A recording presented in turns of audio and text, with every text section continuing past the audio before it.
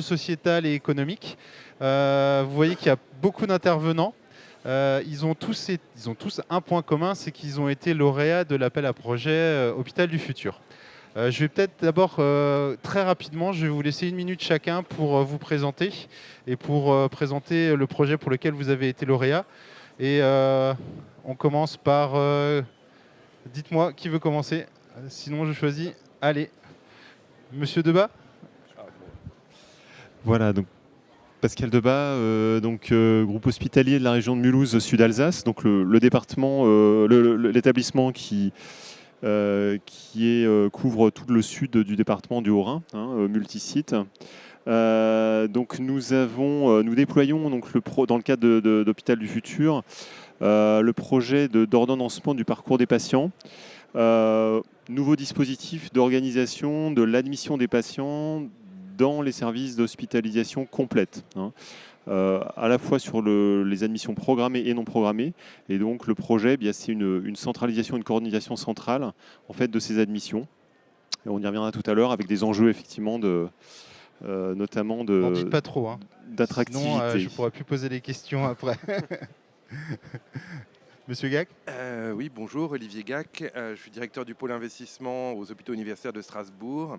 Le projet pour lequel nous avons été lauréats est un projet de numérisation des lames d'Anapat qui vise du coup effectivement à numériser les lames d'Anapat de manière à permettre, de constituer des bases de données et à terme de faciliter le travail des praticiens par des cumuls d'avis, une facilitation d'avis, un travail en commun, mais aussi au-delà, développer un certain nombre d'outils numériques, notamment tout ce qui va être IA quand on disposera de données suffisantes.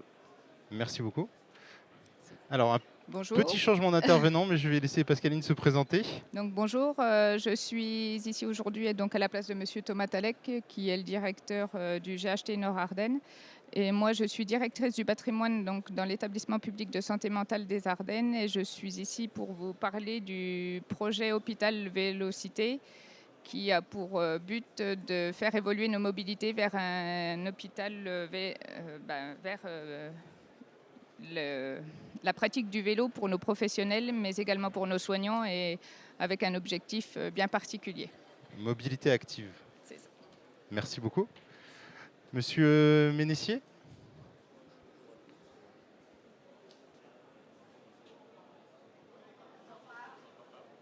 Ah, attendez, il n'est peut-être pas allumé, je vais vérifier. Ouais. Oui, merci. Voilà, bonjour à tous. Henri Ménessier, je suis directeur adjoint dans l'équipe de Monsieur Chevaux et je suis coordonnateur du groupement hospitalier de territoire 8, donc celui des Vosges, qui est un groupement hospitalier de territoire à l'échelle d'un département. Il y a quelques cas en France, c'en est un ici dans la région Grand Est.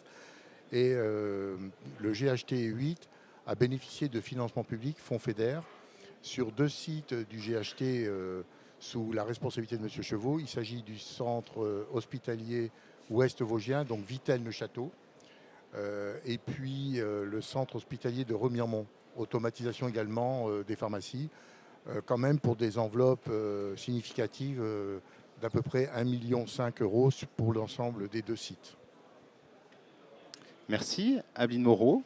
Abéline Moreau, directrice de l'innovation des hôpitaux Champagne Sud. Nous avons été retenus pour 2 appels à projets pour 1,5 million. Le premier concerne le pré-traitement des dasseries. Donc les dasseries sont les déchets assimilés, avec un risque infectieux pour l'hôpital. Et la principale difficulté, c'est qu'aujourd'hui, il n'y avait pas de traitement local, donc on est obligé de les emmener pour un traitement en Alsace et on paye les déchets à la tonne. Et donc, du coup, l'objectif principal, c'était de pouvoir les traiter en local avec... on va dire que c'est une forme de gros mixeur qui chauffe les déchets et qui retire tout risque infectieux. Et donc, on peut ensuite les traiter dans les déchets d'ordures ménagères. Le deuxième projet, toujours dans cet appel à projet, c'était un projet de géolocalisation des biens. Aujourd'hui, les soignants passent beaucoup de temps à chercher le matériel, notamment tout ce qui est roulant, les fauteuils roulants, mais aussi tout ce qui est matériel de soins, les pousse-seringues. Et là, on va gagner en temps de recherche pour les soignants, mais aussi améliorer le service rendu aux patients et aux résidents, parce qu'un bon produit à la bonne personne, ça permet d'optimiser aussi nos ressources. Merci beaucoup. Et pour terminer, Monsieur Salard. Bonjour à tous, moi c'est Jérôme Saller, donc je suis directeur adjoint au département stratégie, innovation, territoire du CHU de Nancy, et notamment en charge de l'innovation au CHU. Donc nous on a été retenus dans le cadre d'Hôpital du Futur sur un projet qu'on a appelé PAGE pour Programme d'amélioration de la gestion des flux. Et en fait c'est dans la continuité de ce qu'on avait initié au CHU de Nancy sur toute l'organisation du parcours patient, l'optimisation du parcours patient. Et donc, c'est un projet qu'on a découpé en 4 sous-projets et qui porte sur la gestion des flux non programmés en utilisant l'intelligence artificielle. Donc, on travaille avec des startups, une canadienne, une basée en région, pour développer tout ce qui porte sur l'anticipation ou la réorientation des patients. Merci beaucoup. Alors, comme vous pouvez le voir, c'est des projets qui sont très divers et pourtant qui visent à accompagner des enjeux qui sont communs. Et qu'on va essayer de détailler un petit peu. Alors on n'aura pas le temps de tous les détailler, mais on va aborder ces enjeux-là. Et donc ma première question sera justement quels sont les enjeux autour de l'hôpital du futur que vous avez identifiés et sur lesquels vos établissements travaillent. Et l'hôpital du futur a été une des briques qui a permis de commencer à avancer sur ces sujets-là. Je ne sais pas si quelqu'un veut prendre la parole en premier. Monsieur Salard, allez. Je me lance. Les enjeux, le premier, je pense qu'il y a un contexte qui a été évoqué sur la table ronde juste avant. Et en fait, notre contexte, c'est problématique de ressources médicales et paramédicales. Ça, c'est l'essentiel. Et notre enjeu, c'est améliorer la qualité de vie au travail de nos professionnels, puisqu'on rentre dans un cercle vicieux, on n'a pas assez de ressources médicales et soignantes. Pour autant, il y a une charge en soins, il y a des patients qui sont là, il faut les prendre en charge, et on veut éviter de rentrer dans le cercle vicieux d'en demander toujours plus. Du coup, l'enjeu, c'est recentrer le soignant sur son cœur de métier. Et dans notre exemple, par exemple, sur le programme PAGES qu'on porte, sur la gestion des flux, c'est de se dire à un moment donné, un bon patient au bon endroit. Donc, on réoriente des patients qui ne devraient pas être consommateurs de nos urgences. La médecine de ville est en capacité de répondre. Et on positionne aussi les équipes en anticipation des flux. Donc on travaille sur la gestion des flux non programmés. On essaie d'anticiper quotidiennement pour adapter les équipes, l'organisation des équipes en fonction. Merci. J'imagine que c'est un enjeu qui est partagé. Monsieur Ménessier ? Oui, je partage puisque la même chose et le même constat pour les projets, puisque au-delà de l'automatisation des services de pharmacie, je voudrais commencer par citer finalement M. Chevaux dans une publication qui a été faite par BioVallée, qui dit « L'hôpital du futur, c'est celui qui mêle apport de nouvelles technologies à l'usage des professionnels et respect du bien-être des patients. Au final, c'est l'hôpital qui permet aux soignants de consacrer plus de temps aux patients. » Donc dans les projets qui sont conduits, on voit bien que d'abord, ce sont des établissements que j'ai cités tout à l'heure qui ont des services de soins aigus, qui ont aussi des EHPAD, qui ont des services de soins de suite, et que d'abord la sécurisation du circuit de médicaments, la dispensation nominative, les conditions de travail plus attractives, même si on n'a pas pour l'instant de retour sur une évaluation, puisque les projets sont en cours, et donc il faudra un peu de temps pour mesurer tout ça. Également, les soignants qui sont dans les services, qui vont pouvoir être exemptés d'un certain nombre de tâches répétitives et qui vont effectivement pouvoir consacrer peut-être plus de temps aux patients et une approche différente. Donc c'était tout ça qui sous-tendait ces projets. Et puis c'est un élément parmi d'autres aujourd'hui qui font que les hôpitaux évoluent avec ces préoccupations-là.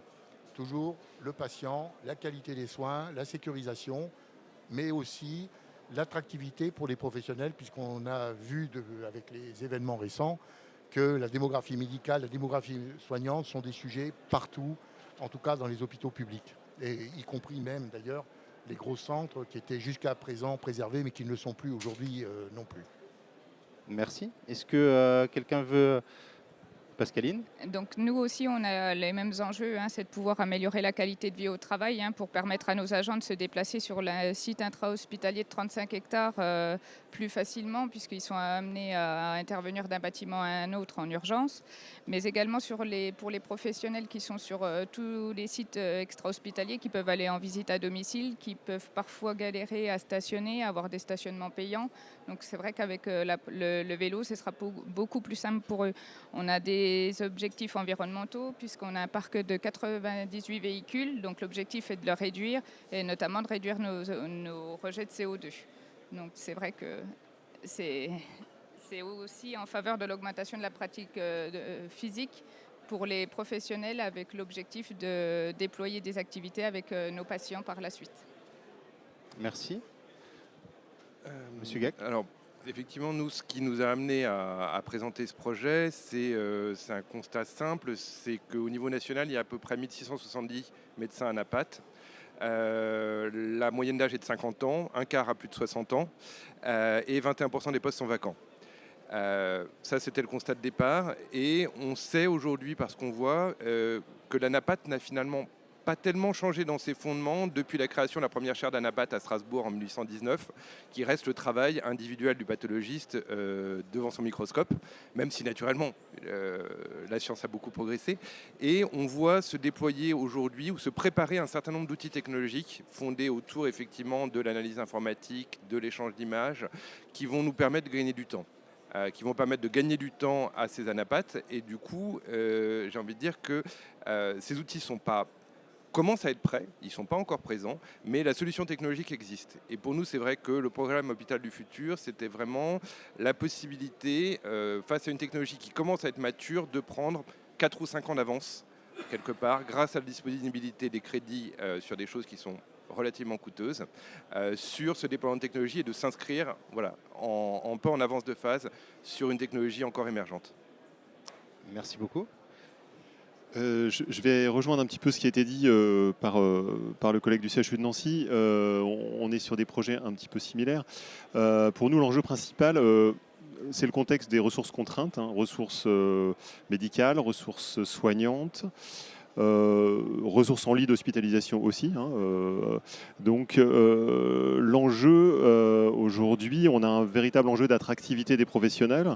Et pour attirer, fidéliser des professionnels, c'est leur offrir des conditions de travail et des conditions d'exercice qui permettent vraiment de les centrer sur leur cœur de métier.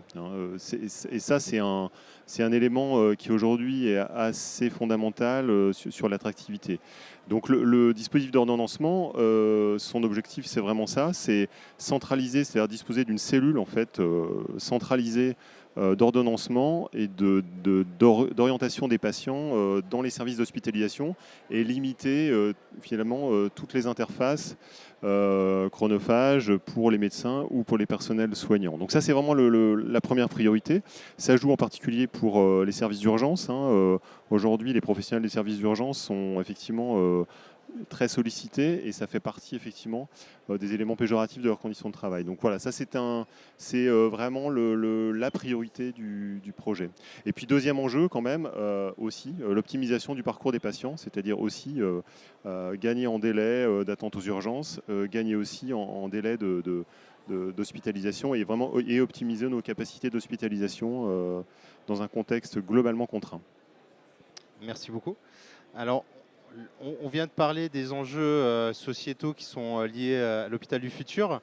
Ce qui a été intéressant aussi dans l'appel à projet, c'est que, alors je ne sais pas si c'est nouveau, mais je vais vous poser la question. Est-ce que ça a été un facteur qui a permis d'ouvrir l'hôpital pour travailler avec d'autres acteurs avec lesquels il n'avait pas l'habitude de travailler? Parce que tout à l'heure, on a parlé de casser les silos. Donc je voulais avoir un peu votre avis aussi sur ces approches-là. Ça vous a amené à travailler avec certains offreurs de solutions. Comment vous l'avez vécu et est-ce que c'est aussi une transformation de l'hôpital finalement qui peut ouvrir des opportunités économiques à des acteurs du coup de l'innovation et du monde économique? Je ne sais pas qui veut... Ouais, Aveline. Du coup, pour répondre aux enjeux qui ont été identifiés, effectivement, qui sont assez nombreux et qui ont été partagés par l'ensemble des collègues. Le problème de l'hôpital aujourd'hui, c'est que tout ce qui est déjà gestion de projet, l'hôpital est en difficulté pour le faire. Il y a peu d'expertise dans nos établissements. Tout ce qui est évaluation économique et médico-économique, c'est quelque chose qui est manquant. Donc on est obligé de s'associer avec notamment les écoles pour pouvoir aller sur le domaine par exemple de la recherche. Pareil, dans la culture, essentiellement sur les CHU, on est plutôt sur de la recherche clinique et de la recherche en soins. Mais aujourd'hui, nous avons un gros besoin de recherche sur tout ce qui est sociologique, anthropologique, notamment parce que voilà, il y a eu des solutions qui ont été mises en place. Par exemple, la télémédecine, ce n'est pas récent, mais pourtant, on s'aperçoit qu'elle n'est encore pas mise en place de façon pérenne. Pourquoi ? Parce qu'il y a eu des blocages à certains moments dans les organisations. Et si on n'identifie pas d'où viennent ces blocages, c'est compliqué de pouvoir construire l'avenir. C'est important aussi de recueillir le besoin des professionnels, mais comment on le fait ? Voilà, il y a plusieurs outils qui peuvent être mis en place avec justement des ateliers participatifs, mais là encore, comment on arrive à faire une synergie entre le monde de l'entreprise, les startups, mais aussi les établissements de santé qui ont un besoin. Mais pareil, comment on recueille le besoin de terrain ? Parce que là encore, notre problématique est la gestion de projet. Et donc, souvent, on répond à des besoins, mais qui ne sont pas forcément des besoins de terrain. Donc, il y a vraiment tout ça qui est à construire. Donc, il faut créer des coopérations avec l'ensemble des acteurs de l'écosystème. Idéalement, là, on est déjà sur la région Grand Est, mais déjà en local, moi, je viens de l'Aube, créer les synergies au niveau voilà, de l'ensemble des acteurs du territoire, c'est déjà important. Et après, il y a aussi tout ce qui est autour de, je l'ai dit, des outils d'aide à la décision, des nouvelles technologies, de la data, parce qu'on a beaucoup de data, mais comment on arrive finalement à proposer de la data qui soit exploitable ? Parce qu'on a beaucoup de saisies libres dans nos dossiers de soins, par exemple. Voilà. Merci. Je vous laisse d'abord la parole et puis je vous donnerai la parole après, monsieur Messi. Moi, je voudrais juste nuancer sur un aspect qui est la gestion de projet. Mais parce que j'ai parlé peut-être en tant que CHU. Et dans un CHU, effectivement, il y a la recherche. Et on a un avantage, c'est que finalement, on a l'habitude de travailler dans cette approche de projet, d'y associer les professionnels, les médecins. Et ça, c'est une force, parce que finalement, ils ont déjà l'habitude de fonctionner en interaction avec différents professionnels, dans une démarche bien construite, bien procédurée. Là où, du coup, je nuancerai pas, et je suis d'accord, c'est qu'on a un écosystème autour de nous qui est aussi compliqué. C'est-à-dire qu'il y a beaucoup d'acteurs qui gravitent autour de nous. Et notre difficulté, c'est de se dire, mais avec qui j'ai une idée, avec qui je peux travailler ? L'intérêt d'Hôpital du Futur, c'était un peu ça, finalement. C'était de se dire, on a présenté à BioValley qui nous accompagnait dans la démarche, leur dire, voilà, nous, on a un axe de travail on veut poursuivre ce que l'on fait sur l'optimisation du parcours patient. Et là, BioValley nous a dit, on travaille déjà avec une entreprise qui travaille sur l'IA. Elle a un algorithme qu'elle a travaillé d'ailleurs à 3 sur l'anticipation des flux aux urgences. Et là, on a dit, il faut qu'on les rencontre. Et du coup, on les rencontre, on leur parle de notre besoin. Alors, nous, notre besoin, c'est celui-ci. Eux, ils disent, nous, on a déjà travaillé sur un algorithme, mais ça nous intéresse de travailler avec un plus gros établissement pour développer l'algorithme. Et voilà, et c'est comme ça que se lie le partenariat. Parce qu'on avait déjà exprimé le besoin à la base, on savait où on voulait aller. Il nous manquait juste l'offreur et l'ingénierie pour nous aider à le faire. Merci, monsieur Ménessier. Oui, moi je voulais dire aussi, partager bien évidemment ce qui a été dit. Alors, je voulais, je ne l'ai pas cité, et je suis désolé pour ça, ces projets-là n'auraient pas été permis sans les financements publics aussi. Parce que dans le système de contraintes qui pèse en tout cas sur les hôpitaux que je représente dans le GHT8, les conditions économiques sont telles qu'aucun établissement n'aurait pu s'engager dans une telle démarche. Donc c'est bien avec le Conseil régional et FEDER que les choses sont rendues possibles. Et ça, c'est important quand même de le dire, parce que du coup, on est en mode projet, avec des perspectives, et on essaye de ne pas gérer que de la morosité ou les difficultés. Donc on peut aller sur une stratégie positive, alors non seulement sur ce projet-là, parce que le mode projet, c'est aussi le lien entre les services et la pharmacie, c'est le lien entre les pharmacies du groupement hospitalier de territoire, C'est également des projets complémentaires qu'on a avec également des financements publics sur le schéma directeur pour améliorer les relations inter-établissements, puisque la volonté de la convergence, c'était au bénéfice des patients. C'est également par rapport à la population avec des sujets sur la conciliation qui sera maintenant possible avec cette automatisation. Donc ça fait autant de perspectives positives qui sont prises en compte par les professionnels, les pharmaciens puisqu'ils sont porteurs du projet, mais bien évidemment avec l'appui des directions et aussi les professionnels qui gravitent. Mais pas seulement l'hôpital. Donc la médecine de ville pour les échanges, la population sur un certain nombre de sujets et surtout les liens entre les établissements, en tout cas du GHT, puisque moi c'est vraiment une préoccupation que j'ai, enfin comme d'autres. Hein. Je pense que le collègue du CHU, je pense que le CHU a largement les mêmes préoccupations sur une échelle plus large encore. Merci beaucoup. Je ne sais pas si vous voulez intervenir. Monsieur Gac. Oui, non, effectivement, il y a plusieurs aspects, je dirais, sur les partenaires avec lesquels on est amené à travailler, avec lesquels on n'aurait probablement pas travaillé sans ce projet. La première chose, effectivement, déjà, c'est que pour les ANAPAT eux-mêmes, ils sont amenés à travailler avec des partenaires plus facilement, puisque la donnée est facilement disponible. Donc, je dirais que ça crée déjà des échanges et un travail partenarial entre eux. Donc, je dirais même, il y a un travail entre médecins. D'un point de vue institutionnel, ce qui va se passer, effectivement, c'est que nous allons avoir, effectivement, la capacité à mener des projets d'innovation avec un certain nombre d'entreprises qui ont pu produire des algorithmes ou des logiciels d'analyse, parce que nous aurons de la donnée, nous allons interpréter des lames de manière numérique sur lesquelles ils pourront faire passer leurs algorithmes en parallèle. Et donc on s'inscrit dans des projets d'innovation avec un certain nombre de contacts qui ont déjà été commencés à être pris par Madame Chenard, qui est notre chef de service d'ANAPAT, qui est présente ici, pour travailler là-dessus. Donc, ce n'est pas des démarches qui sont nouvelles dans d'autres domaines, enfin complètement nouvelles, on le fait déjà en imagerie, mais c'est vraiment dans le domaine de l'ANAPAT un travail d'innovation classique, mais qui s'applique à un domaine nouveau, je dirais. Merci. Monsieur Debat. Le projet que l'on mène, effectivement, il est sur du décloisonnement interne. Hein, Ouais. Ça, c'est un aspect aussi très important. C'est-à-dire qu'il y a aussi des cloisonnements à l'intérieur de l'hôpital. Et ça, c'est un atout.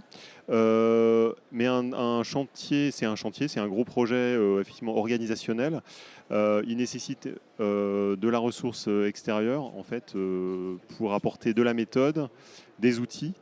Donc ça veut dire aussi effectivement à travers ça, effectivement, une ouverture sur des appuis externes auxquels on a recours et aussi finalement sur du benchmark et sur des expériences de déploiement qui se sont mises en place à l'extérieur. Merci beaucoup.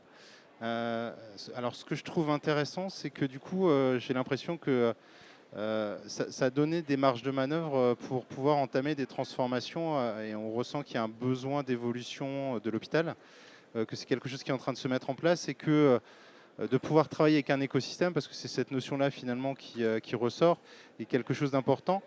Et ce qui a été aussi, je crois, intéressant, mais vous me le confirmerez, c'est que dans l'accompagnement qui a été fait, il y a aussi la volonté de pouvoir mesurer des indicateurs pour voir comment s'est transformé l'hôpital à partir de ces projets-là.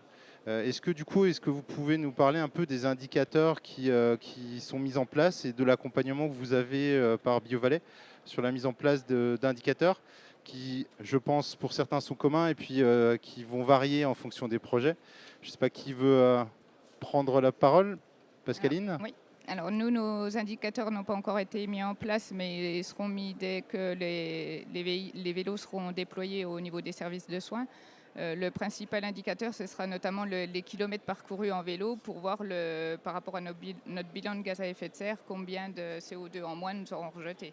C'est le principal indicateur sur lequel on agira sur la partie environnementale.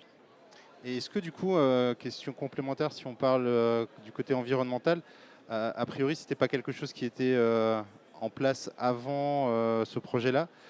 Donc ça suit bien un enjeu sociétal de pouvoir décarboner l'hôpital. Mais du coup, est-ce que c'est les premiers indicateurs qui sont mis en place pour mesurer une réduction d'émissions de CO2 ? On le fait déjà dans le cadre de notre bilan de gaz à effet de serre, mais du coup, c'est une action qui nous permettra vraiment significativement de baisser les rejets. Donc ce sera un des premiers indicateurs performants. Merci. Je ne sais pas qui veut prendre la parole. Alors, les indicateurs, on est en train aussi de les mettre en place parce que notre difficulté, c'est qu'on n'a pas porté ce projet uniquement sur le CHU de Nancy. On l'a déployé sur l'ensemble de notre GHT. Donc, on fait bénéficier 4 sites d'urgence, MCO, 2 sites de santé mentale. Et donc, la difficulté, c'est quel est le bon périmètre. Parce que comme on a 4 sous-projets, on a des périmètres qui sont différents, des professionnels qui sont différents. Donc, on est en train de travailler effectivement sur une définition d'indicateur qui reste basique. Hein. On travaille sur la qualité de vie au travail. Déjà, on a comment évolue notre taux d'absentéisme. Est-ce qu'on a des recrutements supplémentaires, comment on remplit entre guillemets nos plannings de soignants. Et puis, des indicateurs plutôt opérationnels. On parle de réorientation, d'anticipation. Comment on veille que ce qu'on a prévu, c'est réellement passé. On travaille sur un algorithme qui doit prédire l'insuffisance cardiaque du patient. Est-ce que cet algorithme a répondu vrai quand le senior médecin s'est positionné aussi sur son avis? Donc voilà, on est sur des indicateurs opérationnels et puis un peu de contexte pour essayer de mesurer la qualité de vie. C'est pas facile. On s'oriente peut-être vers des sondages individuels, des enquêtes individuelles, des enquêtes de satisfaction. Voilà, on est en train de travailler sur tout ce sujet. Merci. Est-ce que quelqu'un veut encore intervenir? On arrive tout doucement. Oui, monsieur Debat. Allez-y. Pour enchaîner, effectivement, les principaux indicateurs sur notre projet, ça va être vraiment des indicateurs de mesure de la qualité de vie au travail. Donc, effectivement, élaboration d'indicateurs, je dirais avant-après, et essayer de mesurer les gains en la matière. Et ce qui sera lié, c'est des indicateurs d'attractivité des professionnels, hein, donc turnover, fidélisation, recrutement. Merci. Oui, pas beaucoup d'originalité chez nous. Effectivement, nos principaux indicateurs, c'est des indicateurs de QVT.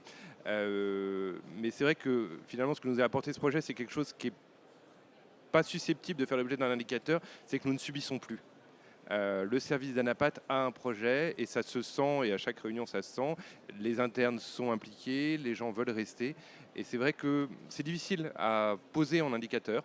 On essaie d'expérimenter de le visualiser, mais en réalité on le sent. Voilà, on sent que ce projet nous a projeté dans quelque chose qui n'est pas quantifiable, mais qui est réel. Des discussions que j'ai pu avoir avec différents établissements, l'approche innovation, c'est toujours été perçu comme une bulle de respiration qui permet de pouvoir sortir un peu la tête de son quotidien et de pouvoir permettre d'aborder des projets et de prendre un peu de recul et de ne pas être toujours dans le stress du moment, mais de prévoir aussi comment doit évoluer son service, mais globalement l'établissement. Et peut-être pour terminer cette table ronde, les prochains enjeux des établissements en termes de transformation, est-ce que vous avez déjà des pistes de transformation à apporter, puisque on sait que la société doit évoluer, mais globalement l'hôpital va suivre aussi cette dynamique. Abeline ? Oui, donc effectivement, nous avons beaucoup d'enjeux d'innovation. On a tout ce qui est autour de la prévention et de la promotion de la santé, avec éviter les survenues des maladies chroniques qui sont de plus en plus nombreuses et qui ont quand même un coût pour la société, et aussi tout ce qui est autour de la préservation de l'autonomie, notamment des personnes âgées qui souhaitent rester le plus longtemps à domicile. Après, il y a tous les enjeux autour de la gradation des parcours et l'accès aux soins pour tous, dont les personnes en situation de fragilité. On pense assez souvent à l'accès aux soins en zone rurale, mais aux personnes handicapées, aux personnes atteintes de troubles psychiatriques, aux détenus. Il y a des enjeux, notamment pour les établissements publics. L'attractivité des territoires, ça a été largement partagé par les collègues tout à l'heure, et l'attractivité des métiers. Comment, quand on est dans l'Aube, un territoire de 300 000 habitants, on attire des forces vives. Et tout ce qui est autour aussi de la prévention, de la qualité de vie au travail, mais aussi la prévention des TMS, la sécurisation et la gestion de crise. On a été tous confrontés par la crise sanitaire sans précédent, mais elle a impacté à la fois le sanitaire, le médico-social et la ville. et tous les enjeux autour du développement durable. Et puis, moi, je conclurai sur cette partie économique qui est, mon voisin tout à l'heure a dit que voilà, aujourd'hui, on arrive à mener des projets parce qu'on a des aides d'État, mais comment on pérennise les projets? Parce que sur l'innovation, beaucoup, en fait, il y a des coûts d'entrée sur de l'investissement, mais après, il y a beaucoup de coûts de fonctionnement. Et les coûts de fonctionnement, c'est vraiment quelque chose qui est énorme à assumer pour les établissements de santé, parce que quand vous choisissez une solution, eh bien, cette solution, vous l'avez normalement pour des années avec des coûts, notamment autour des nouvelles technologies qui sont de plus en plus conséquentes. Voilà. Même un tapis connecté. Alors, si je ne dis pas de bêtises, mais tu me confirmeras, il me semble que le territoire de Troyes est un des projets pilotes de la FHF sur des approches de responsabilité populationnelle. Oui, effectivement. Qui rejoint du coup la transformation du modèle économique de la santé, qui est un des enjeux aussi, je pense, des prochaines années. Oui, on fait partie des 5 établissements pionniers en termes de responsabilité populationnelle, et ce, depuis quelques années. Est-ce que quelqu'un veut intervenir ? Ouais, Oui. En fait, je n'ai pas réinventé plus de thématiques qu'Abeline l'a fait. Je pense qu'elle a balayé assez large pour traiter tout. La bulle d'oxygène, oui, je suis d'accord avec vous. D'ailleurs, au CHU de Nancy, on a une philosophie, c'est tout problème est une opportunité. Bon, on aimerait qu'il n'y ait pas de problème, mais quand il y en a, et on le vit. Et du coup, on se dit, l'opportunité, c'est l'innovation, c'est réfléchir différemment, c'est changer nos organisations. Donc voilà, ça peut être une bulle d'oxygène, l'innovation. Et notre enjeu, c'est aussi de se dire, on réfléchit sur des territoires et c'est comment on peut déployer ce que l'on fait, comment on peut partager avec les autres CHU, ça a été dit aussi en introduction, de créer aussi cet écosystème entre nous qui est de se dire, on l'a testé, pourquoi se reposer la même question ailleurs, dans un autre endroit ? Autant déployer et peut-être l'adapter localement, mais voilà, ça a déjà été réfléchi, il faut peut-être réfléchir différemment sur le déploiement. Donc ça, c'est aussi nos enjeux du futur, de se dire comment on peut aussi être tous accélérateurs de ce qu'on a vécu localement. Merci beaucoup, parce que ça fait en plus une transition sur la prochaine table ronde. J'aurais pas rêvé mieux, parce qu'on va parler de la diffusion des innovations sur les territoires. Donc peut-être chacun un mot de la fin pour terminer cette table ronde. Je vous laisse commencer.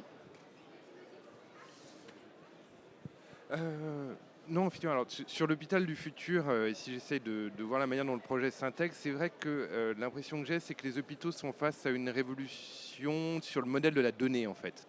Progressivement, nous produisons de plus en plus de données. On a une problématique, et on le voit sur tous les projets, on le voit sur le monitorage, on le voit sur des projets extérieurs, on le voit sur le projet de pathologie numérique. Une donnée qui, fait que nous n'arrivons plus à la traiter, tellement nous en produisons, nous n'arrivons plus à la conserver. Et au-delà, nous n'arrivons plus, c'est vrai que nos patients deviennent presque des modèles numériques parfois, et se pose la question de notre rôle de soignant par rapport, entre guillemets, à cette révolution de la donnée. Et la manière dont on va réussir en fait maintenant à gérer cet énorme flux qu'on produit, à la fois dans la manière dont on fonctionne, dans la manière dont on conçoit notre rôle, parce que ce flux de données, progressivement, en plus, il nous amène à sortir de la vision purement hospitalière des choses, avec un suivi du patient dans sa globalité à domicile. J'ai des demandes progressivement de plus en plus de services qui veulent suivre leurs patients avec des suivis à domicile rapatriés au niveau du CHU, qui s'intègrent avec des données qu'on produit au niveau du CHU. Et finalement, on s'interroge sur la manière dont on va réussir à agréger ces données. Les gérer et de la manière dont elles vont nous amener à concevoir notre nouveau rôle de soignant et nouveau rôle d'hôpital dans un domaine de santé globale. Et j'ai l'impression que technologiquement, entre guillemets, on est à un point de bascule parce qu'on arrive à produire de la donnée sans réussir à en tirer toutes les conséquences. Conséquences techniques et conséquences fonctionnelles. Et c'est du coup un moment assez intéressant qu'on vit parce que en fait on ne sait pas où on va. Et ce qui est intéressant effectivement dans le projet Hôpital du Futur, c'est qu'il nous permet là, et c'est le sens dans lequel on a essayé de s'inscrire, d'être pas exclusivement dans un modèle de production, mais aussi dans un modèle qui va nous amener à nous projeter vers OK, on a de la donnée, qu'est-ce qu'on en fait? Ce qui serait intéressant entre guillemets dans la suite des projets, c'est de poursuivre dans cette structuration un peu globale au niveau du CHU de maintenant comment on crée un entrepôt de données et surtout comment à partir de ces entrepôts de données, comment on vit avec et on les fait vivre pour que ça ne reste pas une masse, soit qu'on se fait prendre, je dirais, par les entreprises privées sans en avoir la maîtrise, c'est aussi un sujet, soit dont on ne sait en réalité, nous, pas quoi faire. Merci beaucoup. C'était On va devoir s'arrêter là. Le sujet était long. Non, pas de souci. Mais en tout cas, je tenais à vous remercier. Je voulais peut-être remercier aussi les équipes de BioValley qui vous ont accompagné et qui vous accompagnent toujours. Je pense à Maxime, je pense à Sébastien, à Peggy, à Alain. Et je vous remercie beaucoup pour le temps que vous nous avez consacré. On fait une pause de 5 minutes et on enchaîne sur la prochaine table ronde.